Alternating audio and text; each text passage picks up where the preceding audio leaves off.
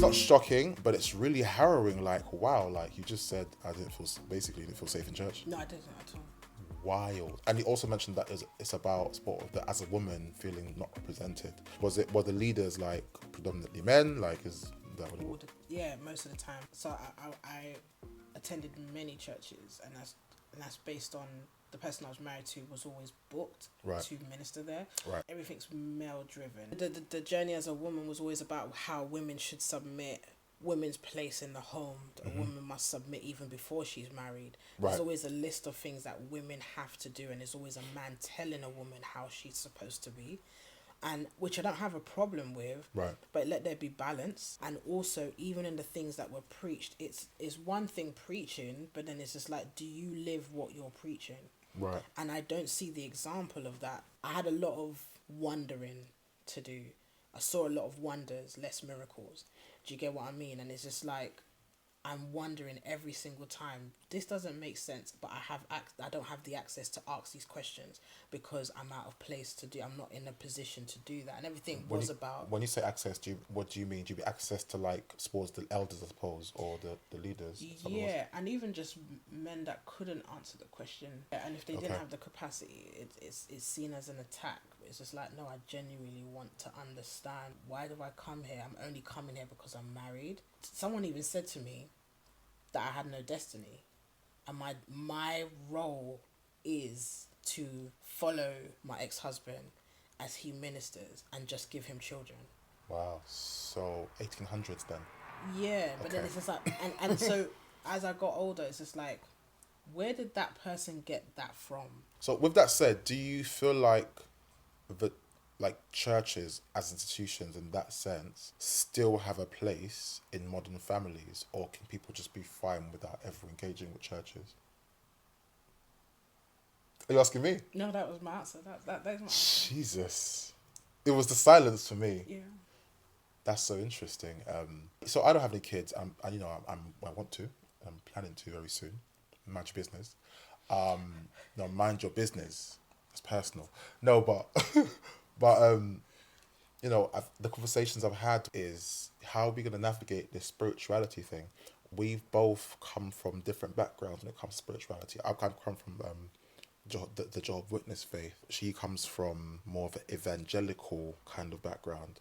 So I'm like, we're not doing that. How do I find a new route to spirituality for children who have access to YouTube, the internet, TikTok, the dark web? I'm actually struggling, like, where do I? Because I don't feel like I was hurt by what I learned. I just felt like there were a few characters that were questionable, but you would find the questionable characters in any environment. So I don't know, how am I raising these kids with spirituality without having to deal with the institution of a church? For me personally, I leave my children to discover that. Like, I'm not even going to project anything on them. I see. I believe in God. Sometimes I'm like this because I've been in church where what has been preached and what is lived is not balanced. And obviously, I've been raised to believe in God. Right. I've been raised to believe in Jesus Christ. So as an adult, I came to a place where I was just like, actually, I only believe in it because that's what I was told to do. I actually have to go and ask myself, why do I believe in that? Now, why do I choose to do that? So now I allow my children to discover that for themselves. I don't project anything on them. And obviously they weren't actually raised in church just because their dad ministered in churches, but that doesn't mean they were raised in church. They didn't belong to a house. Right. And now they only see church as a booking. So it's like... But they were. It's just like, oh, you're booked. Okay, like, to go to a church and sit in a service, it's like, oh, this is awkward. This feels weird. What, Mum, you're actually sitting with us. Do you know what I mean? Are you saying that because they kind of seen the mechanisms of the working of how the service is produced, and like, because you're a musician, innit? So you've been playing in the things. Yeah, so it's just like, so imagine for them it was, we go in, we sit there, we're called up, I'll go to the drums, their dad will go to a mic, do the set, come off, and then we're going home. Do you get what I mean? Or go into a back room and talking to people and stuff like that. So that's their experience. As they got older, they're quite vocal. So they're just like, yeah, I don't want to do that anymore. Right. You know, I do not want to be going to events and we're just sitting in the crowd and then dad's at the front over there, but the ushers have put us at the back over here.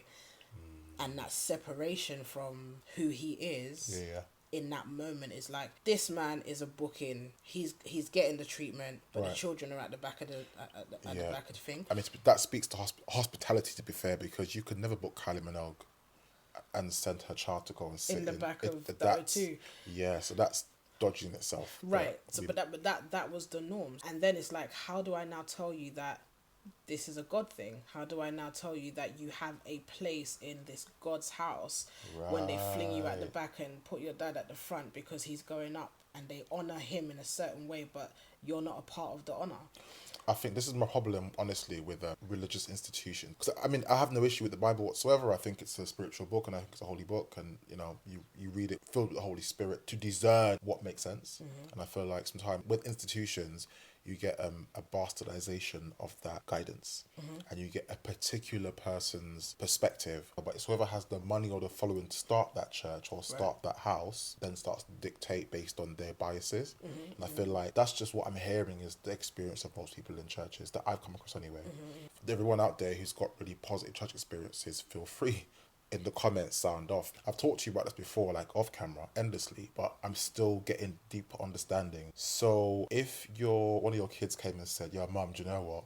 I found a church I really love, and I just want to like give my life to like Christ and just fully devout." And I mean, kids are quite young, but let's say they was of age. Let's say a little 19. Okay. Yeah. Okay. Mama, I want to change my life completely. I want to focus on God. How would you respond to that? How would that make you feel with your experience that you've had so far? Ooh.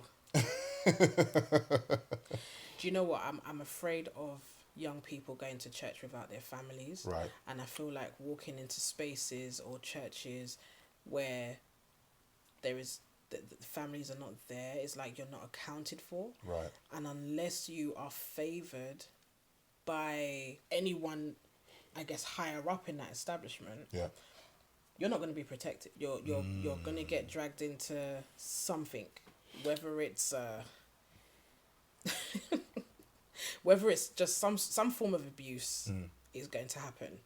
And at that point, and then imagine like young people that go to these establishments, youth ministries, your parents aren't there, things happen there, and your parents don't even pull up. Right. So the people who are a problem know that you're not covered. Right. They were aware that no one ain't coming for you. And my children have asked me now. They've said, "Oh, we want to go to church." Cool. Where are you going? Okay, you can go to that one because your aunt goes there. Yeah. At least there's somebody there. But you go into a church where nobody knows you, not happening at this point, because that's just as bad as me saying you can go raving. So essentially, it's just a genuine safeguarding, which I think I relate to a lot. Like, just because it's titled as God's house, does it make it automatically a safe house? No. Because the people there are still people. Yeah, I watched schools for 10 years and safeguarding was my bread and butter. And I talk about it all the time, and I can't lie. It makes me sick. I want to throw up the lack of understanding people have with regards to safeguarding, especially I think for us as black people. I'm first generation Jamaica. I was born in Jamaica, in the village, Port Antonio, Portland, big up. And there's a level of community you have when you come from village establishment kind of places. If you're African, you'll get this. If you're Caribbean, you'll get this. There's always a neighbor or a auntie or a uncle you can just send the kids to go up and miss I'm and sit down till me come back. Right. And right. you send them there and you Right. go off to work or go to the town and get your food. And spoiler alert, a lot of rotting did happen at Miss Ima house. Do you know what I'm saying? Because we're vulnerable young people who are unsupervised by the parent. Because supervision isn't just by an adult, because not all adults are safe. Right. And so I think it's that I think is missing. We're just thinking, oh, it's the church, must be safe. In the same way, I hear conversations around young boys, young girls going to their parents or their uncles and aunts and saying, so and so did this. I didn't like how it felt. And the response is, I like, yeah, I tell it can't go so. Because of who that person is, it's not possible. Yeah. And I'm just like, I would throw up and kill somebody, to be honest. Yeah, basically. Because it's my child. Right. I mean, kids be lying. Let's not. At 10 years in schools, kids be lying. Yeah, they can. They can But definitely. I'm not interested in taking the first response as you're lying. I'd rather take it as you're telling the truth and then prove that you're not quite being accurate with the information. Right. Because even the lying that you're doing itself is a safeguarding concern. Why have you come to choose to tell this lie? Yeah. Why are you seeking attention in this way? Right. And I feel like, for me, if anything I can leave in this world is to be like, your parents, your families, can we wake up? Because we've been lulled into a false sense of security, and the abuse is happening in the churches, in the homes, at the pastor's house, from the youth minister. Like, that's where it's taking place. It's not Yeah. when they're walking to Hackney on the road and someone stops them at the bus. I mean, that happens too, but that's not the prevalence of where these things are taking place. Yeah, it's like where you think they're safe, Yeah. they're not safe, but you haven't even gone to check that out yourself. That's right. And also, if an abuser sees that someone's covered, they would be like, I'm They'll not going think to mess with twice. that person. Yeah, You know what I mean? So it's just like, imagine how many people are walking around uncovered. that's right. How many children, young people are walking around uncovered. It's definitely scary. But at the same time, I think knowledge is power. And I say to my parents all the time in the schools, look, I'd rather call you and give you bad news than give you no news, and it becomes an awful outcome.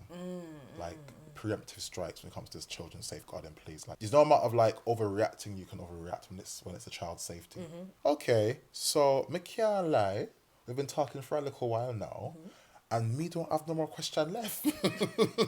We also have somewhere to go, guys, and we need to go and literally shower and get ready. You'll be seeing Oge again. Those of you who've been following the Jaxos media journey will have seen we've announced Angela Henry as our channel co-host. You'll be seeing myself. You'll be seeing Angela on camera, off camera, together, solo.